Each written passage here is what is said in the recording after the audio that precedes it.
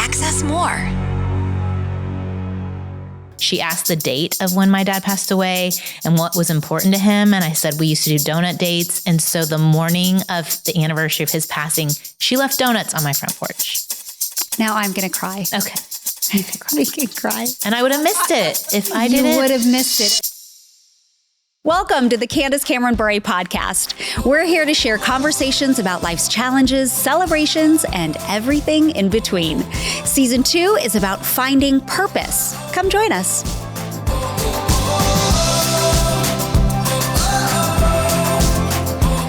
Before we jump in, I want you to know Access More is the preferred place to listen to and watch my podcast. At accessmore.com, you can find other great faith-based podcasts on audio and video. Just go to accessmore.com. Hi, everyone. It's Candace, and I'm here with Heather. And this week, we're going to be talking about your place. Like last week, we talked about the boundaries of time, and now we're talking about the boundaries of place, which leads me to a question, Heather. I'm curious about where you grew up and how that shaped you. Yeah. So I mentioned my memories of living in the woods, but I grew up in Indiana, and I actually found a memoir of my grandfather that he was born in a log cabin. Wow. Like, did you grow up watching Little House on the Prairie? Yes. I loved it. I loved it too. But I can't imagine that I'm only like 2 generations from being born in a log cabin. Oh, okay. When you put it into that perspective, I'm like, oh, whoa. Right. Like that's not that far. No. But yeah, kind of, I think my grandparents on both sides of my family, it was more rural Indiana. And so, but I grew up, yes, on a lot of land, but not farming. It was just like a nicer neighborhood north of Indianapolis, not on a farm, but in Indiana. Yeah. Have you always lived in the LA area?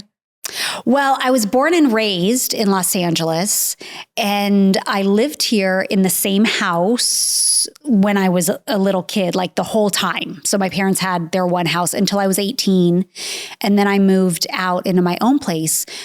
But I've lived in many other cities because Val played professional hockey and played for several teams. And I had counted that in the 12 years he played pro hockey, I think we moved 18 times. Oh my goodness. When you mentioned that earlier, I did not in my head picture that many times. I know. When I lived in my house growing up 18 years and I get married and we moved 4 times in the 5 years. And I thought that was a lot. And now I've been in Dallas for 18 years. I cannot believe that. Yeah. That's a lot. It was a lot, but that's over now. That's in the past. We might be moving again. Who knows? But, who knows? We might but not that many times within a year, because it would be a couple times within a year because of trades and stuff. You are pro. Hey, if anyone is listening, needs pro help. Calling the moving company. Okay, that's what I was a pro at. Yeah, I mean, no, actually, I can pack a box. I can pack a box. I can carry a box. I can unpack it. I am that friend that would help you move if you needed it. Because you grasp. I just said that out loud. Man, I'm gonna have so many people ask me now. That's okay. I'll help you. Well, we've actually, like I said, lived not only in Dallas for 18 years, but in our actual house for 18 years. And it's this traditional 2-story home. But when we moved in, we didn't have any kids. And it's a block off of the highway. It's kind of an urban area because when we moved in, we wanted that. We were coming from Chicago. I was like, where are the people? I want to be amongst the people. Right. Like, where are restaurants we can walk to?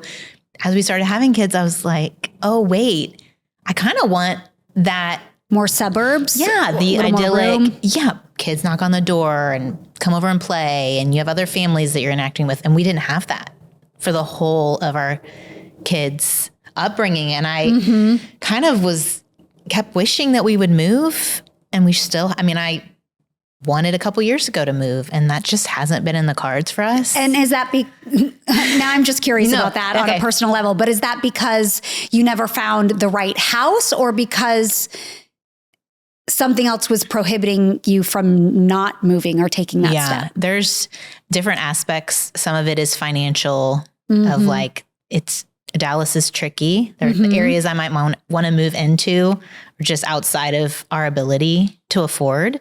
Some of it is not finding the right house, or even recently it was wanting to buy a house and then people from California coming all in, taking them for cash. Hey, I can't blame them. Let me tell you, I can't blame them. Saying that has happened. But have you, I mean, I know you moved 18 times in 12 years is what you said, but like, have you ever wished they could live somewhere else or a new neighborhood or something like that? I love where we are. There are many times I want to leave California. Okay. I really do. And I would love to go to Texas. I'd love to go to Tennessee. But no, I think I'm born and raised in California, and I'm probably going to die in California. Oh, I think so. We also have in a business in Northern California, and my business is in Los Angeles too. And I could move mine if I really needed to, but can't move the Northern California business because we grow grapes and we make wine. And that's the region we have to be in if we're going to do that. I can't. There. I mean, so, do I tell you that there are Texas wineries? They're not Napa Valley wineries. I'll tell you that. May not be as Sorry. good. But this will be my wine snob coming out. But I still need to try that. Well, like for me, and you had asked what's kept us from moving and how I've always been hopeful to move. God has given me glimpses on why we haven't, and part of it is meeting neighbors that have been so interesting and unique from if we lived in the suburbs, like just a lot, like single people, a widow that we've interacted with, a lot of stories that have woven into our lives and into my boys' lives, where they now walk the lady who's a widow, her dog. She buys them little presents every now and then.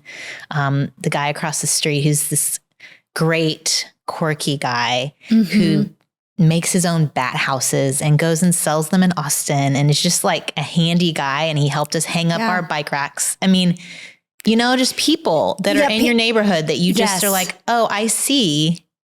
This is a gift that we're here. Right. It can create community, but you're also developing relationship with people that you might not otherwise, that don't fit the mold of what your suburban life would have. With everybody looks the same. So do you have those kind of relationships that have maybe surprised you? You've lived places and... I had one. I will sadly say that LA is not the friendliest place.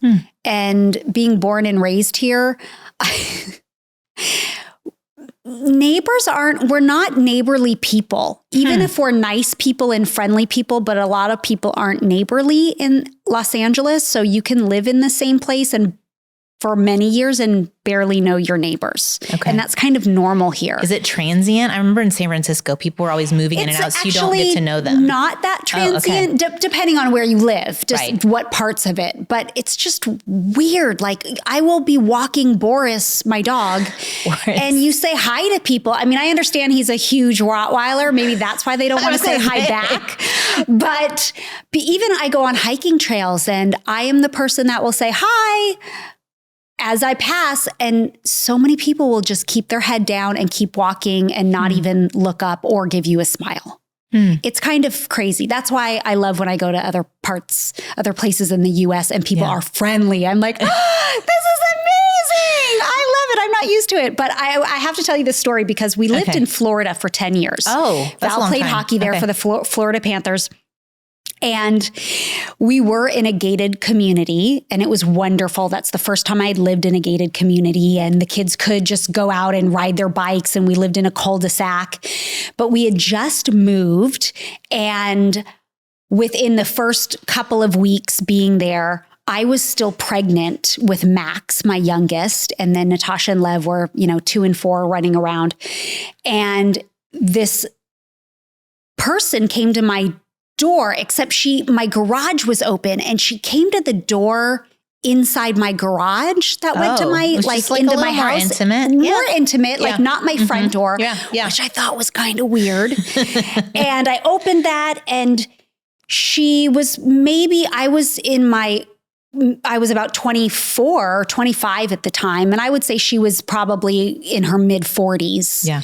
And beautiful woman, beautiful piercing blue eyes, and just lovely and very gentle in spirit. But she looked at me and with her eyes were so piercing and she was like, "Hi, I'm Debbie. And I've heard that you've just moved in here. I've seen that. And I heard that you're pregnant. And I wanted to welcome you to the neighborhood." And she handed me a plate of cookies. And then she said, "And if there's anything you ever need, if you'd like me to go to the grocery store for you and get your groceries, or if you need me to go run any errands because of your children, here's my phone number and I'll do anything that you'd like me to do." And I was like, "Okay, thank you." Like, closed the door on her, immediately went to the garbage and dumped the cookies because I thought, oh my gosh, this is like a crazy person. Who is that nice? That's weird. I was like, Debbie has a very nice voice. Debbie sounds lovely. She offered to like go buy groceries for me. I never experienced that before. It was really weird to me. And I thought maybe she poisoned the cookies. This is paranoid LA person. That just shows that you really had I really didn't know hospitality in that way. Yeah. So a few months go by and there was something in our neighborhood that was at our the community clubhouse center, and it was a meet and greet something. And I was like, well, I'm just going to go. I'll try to meet some of my neighbors. Yeah. And Debbie was there, which was really nice because I'm like, oh, okay, at least I've met one person. I know someone. And we started talking. We ended up talking the whole time. And then she said, I said, okay, how are the cookies? You're like, they're in the trash. I know. I didn't mention the cookies, but the neighborhood was quite big. So you still had to drive. Like you could walk it, but where the clubhouse was, you could also drive if, you didn't want to walk 15 minutes back to your place. So she said, well, I'm going to go and I'll see if my husband will pick me up. And I just said, oh, Debbie, I'll just drive you home. I'm going to go home too. So I did. And when I dropped her off on that little short part of the car ride, that was all of 3 minutes, for some reason, I just said to her, well, I'm actually looking for a new church. I know we just moved here and I feel like I really want to go to a church. So I'm trying to find one. And I really want to see if there's a Bible study I could start or going to. And she looked at me and she said, I've been praying to start a Bible study in this neighborhood. Well, she hadn't talked about God before that. She said, I've been praying for this. And I said, I'll do a Bible study with you. I said, I'm like Jesus just came alive. I just started reading my Bible for the first time. I didn't even know what life was like. So I want to find a church. I want to go to a Bible study. And she said, I know a few women that I think in the neighborhood would also like to join if we start this. And I went, great, we can meet at my house. And so for 9 years, Debbie was my mentor and my Bible study leader, loved the Lord so much. She was the most gentle person in spirit, so loving. And it was just God shining through her. And I loved it. I had such a great community when we lived there. And she was such a special person, or is a special person in my life. But I laugh at the fact that I thought she was like the crazy person trying to poison me. With the poisoned cookies. Oh no. Well, for my own stories, like, I think that it's embracing those places right in front of us that are ministry. And we sometimes think it's a bigger space or like a stage. Women will engage with me and ask, how do I get invited to speak at this conference? Or how do I get a Bible study published? And it's exactly your example. Well, can you start in your living room? Can you start with this place that you have, that you've been given, that's right in front of you, and invite those people right in your neighborhood that are right in front of you, and see that as worthy enough? Or for me, I wanted to teach Bible. And so I started teaching on Sunday mornings with 3 to 5-year-olds That is like the best idea ever. keeping them entertained will really refine your theology and your ability to speak. Yes. But I'm sure it was so freeing to speak to 3-year-olds because they're not judging you. They actually don't even know if you're right. They'll probably believe what you tell them. But of course, it's a way to practice and feeling, I would imagine, feeling free to do that because they're kids. And to simplify it in a way that you're like, you need children to understand. And really the easiest way for a lot of us to understand, especially the gospel, it's easy enough that a 3-year-old can understand the gospel. If you've made it too complicated, you've probably messed added up. Yeah, you've something. messed up the gospel. You've added something that's not intended to be there. Yeah, to be able to really bring it down to the level of preschool. And then, I started teaching the kindergarten to 3rd graders. And then I got moved up to the 3rd to 5th graders. It just kept growing. Right. But trusting God with, okay, I don't have to wait for the big stage. I have a couch. I have, a church that I could serve in the children's ministry or wherever it is, like to embrace those places. Have you ever had to work through reconciling the space God's giving you and seeing it as valuable or struggled through knowing how to fill it? Yeah, it's a good question because for me, I often feel probably the opposite of a lot of people. Like you talked about people feeling like they want the stage and they need the stage, or it's not, if it's too small, it's not valuable or worthy. So you need an audience to listen to. And God has given me an audience. Yeah. And I will tell you that I often wish I only needed to tend to that in my living room. Yeah. I often feel like I wish I don't want to say I wish because I'm grateful for where I am right now. But what I've wrestled with, I should say, is that I'm like, God, why? Why'd you give me an audience? I don't know why, because I don't always feel like the most confident person. I'm definitely not the most knowledgeable person.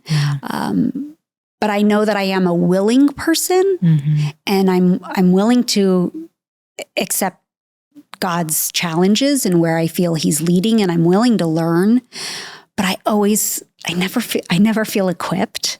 So I often question why of all people. I mean, he uses everyone if you're open to being used by God, he uses everyone. But sometimes I'm just like, why'd you pick me to be on the stage? Even though I'm an actress and I love performing, it's very different to be yourself on a stage, speaking or teaching. Like I can read a script like nobody's business. I can read a teleprompter like nobody's business. But if you're like, hey, Candace, we just want to hear from you, share your testimony to this big audience, that makes me nervous. And not just nervous, but I always feel like, God, what are you doing with this? It's not my comfort zone. Yeah.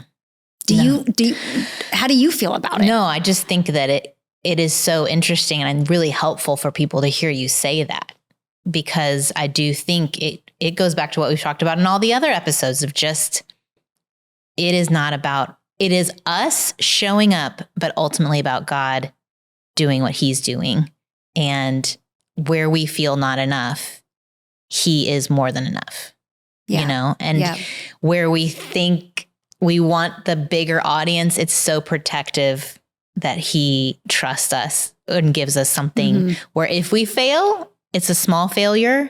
And I think what I hear in you is just this fear of failing on a bigger scale. Yeah. Yeah. It's vicious out there in the world. They're waiting for you to fail in the world, and they want to pounce on you. Yeah. So it's hard to be in the public eye in that way, because they're hanging on every word to figure out what they can use as a clickbait headline or how they can tear you down. Or it's just fun for some people to see what they consider people on a pedestal. They just think it's fun to see people fall.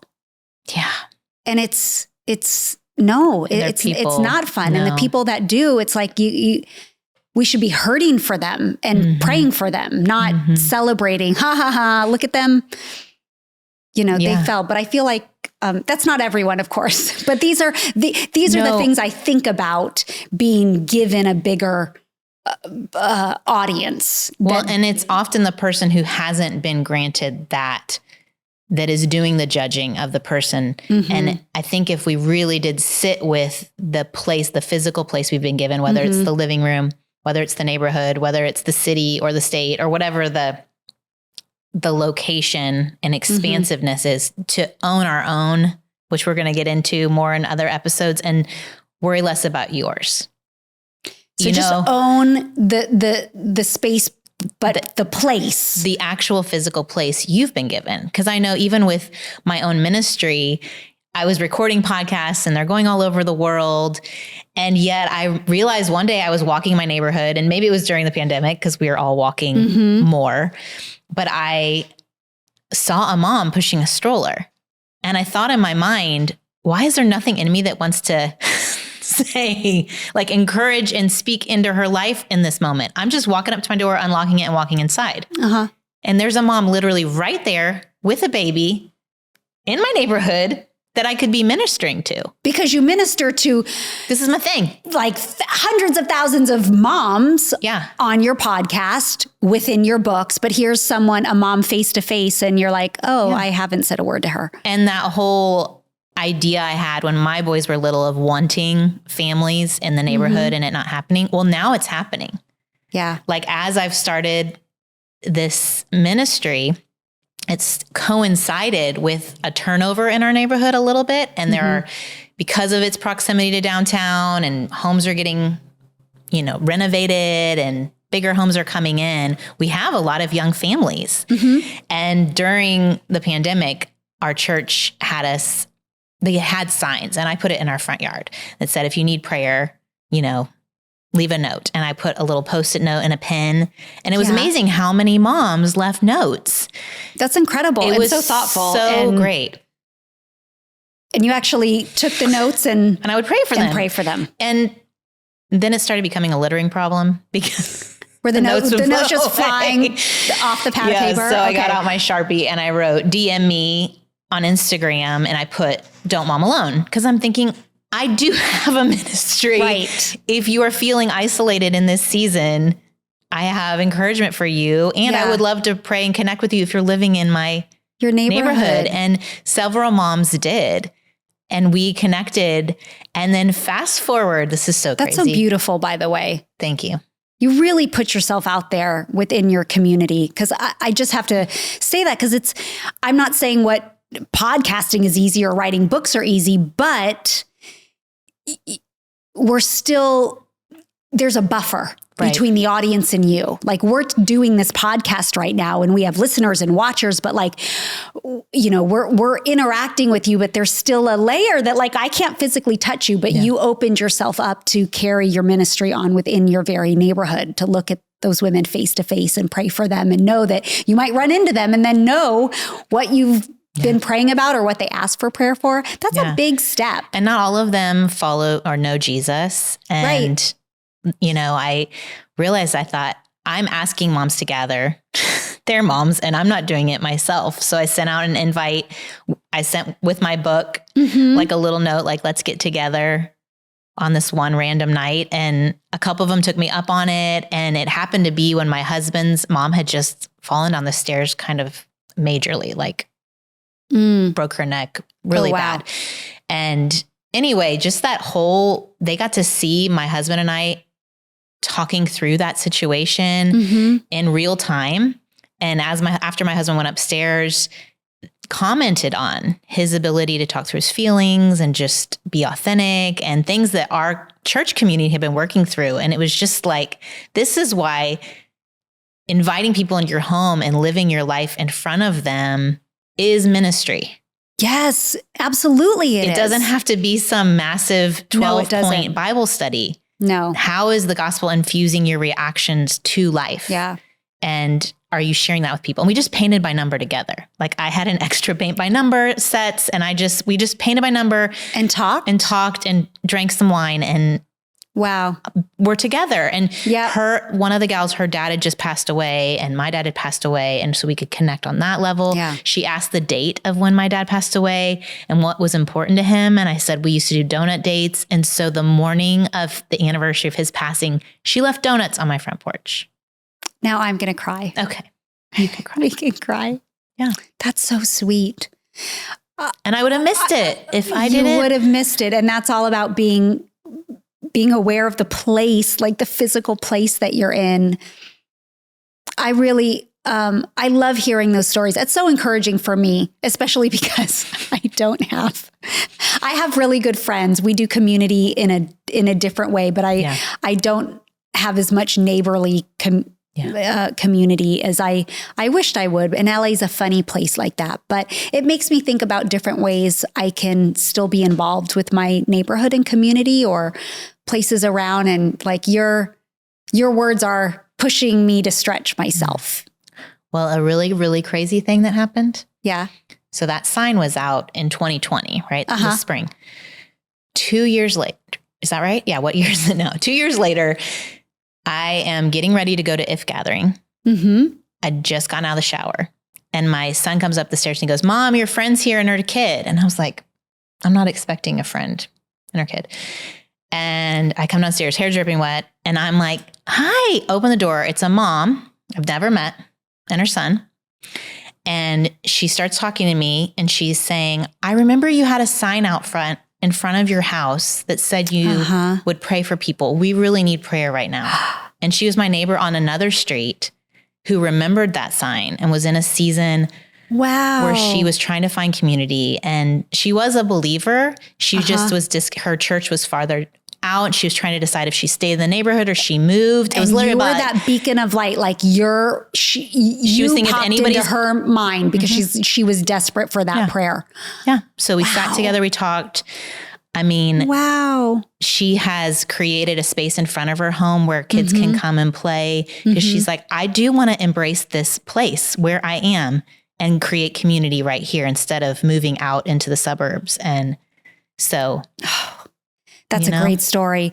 Oh, this discussion is so, so, so good. And I can't wait for people to hear more of this. It is time for our listener question. Let's do it. We have a question from Krista. Yeah. Actually, it's not a question. Krista just says, I just want to tell you, I love your podcast and where you're going with it. And I look forward to this journey with you. Greetings from South Africa. Ooh. No way. Yes. That is awesome. Thank you, Krista. This is amazing because we saw some of the emails come through and there are people that are listening, not only from South Africa, but I want to say hi to all the people listening in Brazil and Peru, Canada, Denmark, Israel.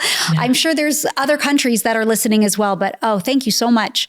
Okay, we're going to go on to another question. This is from Lorena. Is being a single, non-married person with no kids looked upon bad in the Bible? Just curious if this would be a good topic to dive into, genuinely wondering if other single people feel the same way. I love God and my faith is solid, but sometimes in the back of my head, I wonder why my path is to be single. I don't mind, but is it biblically discussed? Well, it absolutely is discussed in the Bible. Being single is absolutely not bad. God calls many people to be single. And the Apostle Paul is a really good example of that. And he talks about singleness in 1 Corinthians, I believe. But this question does seem very much about purpose. So do you want to talk about this one, Heather? Yeah, don't you want to give her a big hug? Yes. I'm so sorry, Lorena, if any person or place has given you that messaging and you felt bad about this assignment as a single person. I think that assignment language really does free us up to own what it is for now. Yes. And realize that could change. You could be 60 and it could change. You could be 25 and it could change. But releasing, I think when it feels like, oh my gosh, I'm called to this for the rest of my life, that's overwhelming. But if you can embrace it in the time that it is. That it's your assignment right now. Yeah. That it has uniquenesses in those boundary lines of time. You have a little more time your ability to do things that when you're married or have kids, you can't. Yep. So I would just say kind of get in that listening posture and ask God why he has given you that assignment. And be curious of like, okay, what is it that he's popping into my mind that could be available for me right now? But just to reiterate, being married or having children is not the purpose in life. That you aren't complete because you have those. You are complete just because of who you are right now, today, in this moment, 100%. Because God made you. You are complete. 100%. Yeah. 100%. You are loved by God. Yes. Everyone listening or watching is wonderfully and uniquely made. Each person has different strengths, skills, personalities, and challenges. But we want to hear from you, so go to Candace.com and submit your questions. We'll be answering them throughout the season on the Candace Cameron Bure Podcast Instagram, so make sure you follow us there at Candace Cameron Bure Podcast to hear my answers and stay up to date. There's also a link on the website where you can order Heather's new book, Right Where You Belong, and there's also a link in our show notes. Until next time, y'all, be grateful all day, every day. This has been a Candace Cameron Bure podcast, a production of Candy Rock Entertainment. Some of the products and services mentioned are paid promotions. Any advice should be confirmed with a qualified professional. Opinions and ideas are for entertainment purposes only and belong to Candy Rock Entertainment. All rights reserved.